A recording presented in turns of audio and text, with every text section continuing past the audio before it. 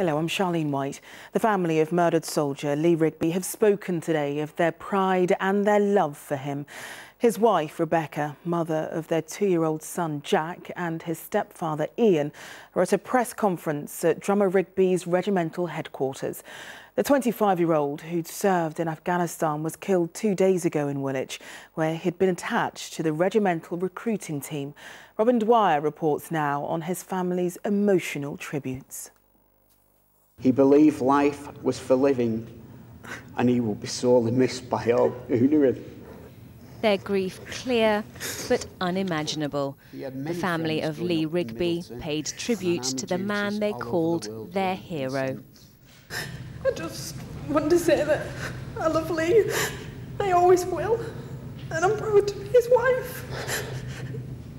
He's due to come up this weekend,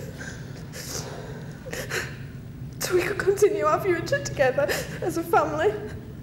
He was a devoted father to our son Jack, and we'll both miss him terribly. His proudest moments were serving in London on ceremonials with the drum corps.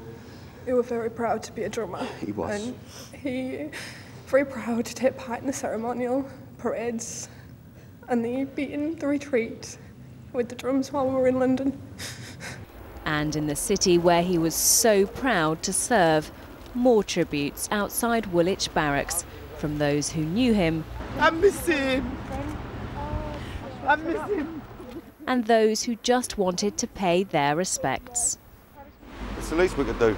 It's not fair someone out fighting for our country and we're not doing nothing about it. Young lad with family, and thinks his home's safe, and then sacks. He went away to fight and he came back here to be killed. It's just wrong.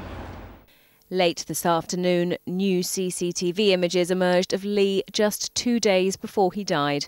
Wearing a Help for Heroes sweatshirt, he can be seen buying some food in the Woolwich kebab shop, where he was a regular. Oh, lad, I mean, he was very proud to be a soldier. He regularly always wore his Help the Heroes hoodie or T-shirt, you know, a resemblance to the barracks. He was a very proud soldier, you know, really caring person as well. You know, was like very polite.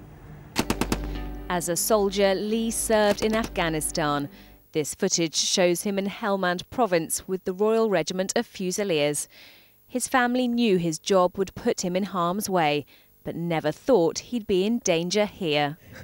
You don't expect it No, to happen. you don't expect it. I mean, when he's in the UK, you think they're safe. when he's in Afghan, I mean, you come to terms with it. You know there's dangers, don't you, when they go somewhere like you that? don't expect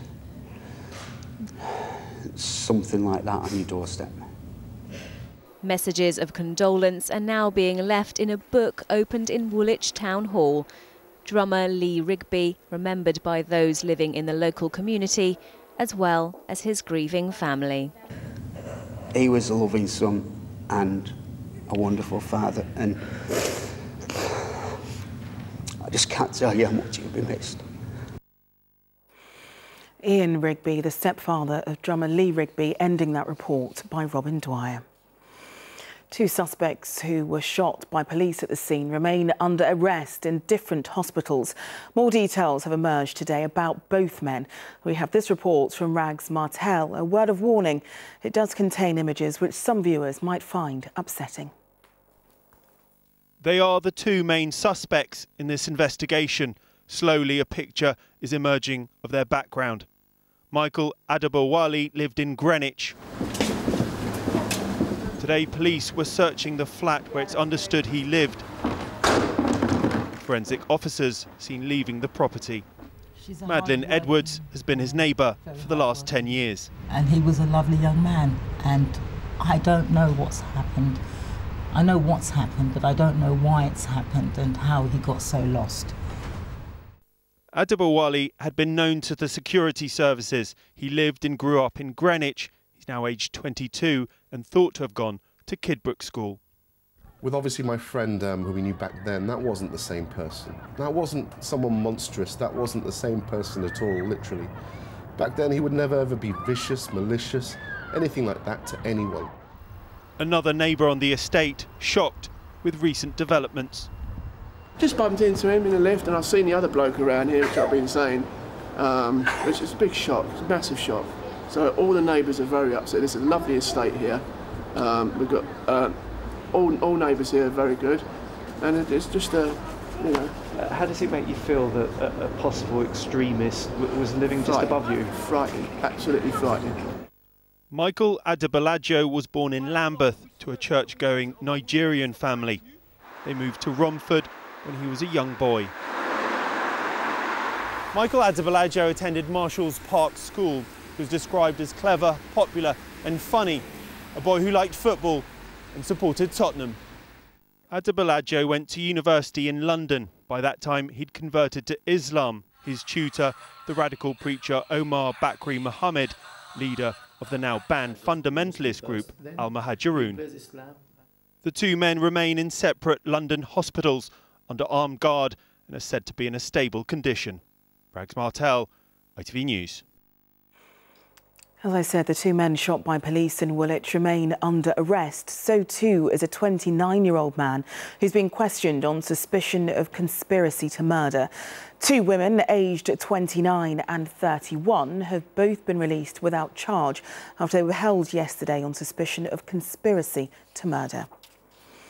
The leader of the Church of England, the Archbishop of Canterbury, Justin Welby, has praised the response of UK faith groups following the Woolwich attack. He said, "All of our prayers and mine are with his family, his colleagues and comrades, and all those who witnessed this crime and those in the community who have also been affected by it." And almost 100 senior British imams have signed a letter condemning the Woolwich attack. There have also been special prayer services at mosques across London. Well, Ria Chatterjee was one of those at the mosques. Ria. Well, the people who attend that mosque, Charlene, today wasn't just about Friday prayers. At the forefront of everybody's mind was drummer Lee Rigg. People wanted to say prayers for him and his family and pay their respects. But today was also very much a symbolic gathering. The thousands of people who came down to the mosque today wanted to take a stand against extremism. And a lot of the people I spoke to down there said they felt disappointed that during times like this, they have to come out and defend themselves. So I asked the president of the Ahmadiyya Muslim Association just how important it is for people to make that distinction between the more radicalised elements of Islam and the majority who stand for peace. They do not understand their faith. It's not that because they understand their faith, they're radicalised. They're radicalised because they don't understand their faith and their minds have been poisoned, and therefore they then start committing acts just because they think that they can find an identity. This has got nothing to do with Islam. In fact, Islam says that if you kill one Muslim, it is as if you have killed the whole of mankind. Now, Ria, the Deputy Prime Minister, Nick Clegg, has had a meeting of faith and community leaders today. What did he have to say?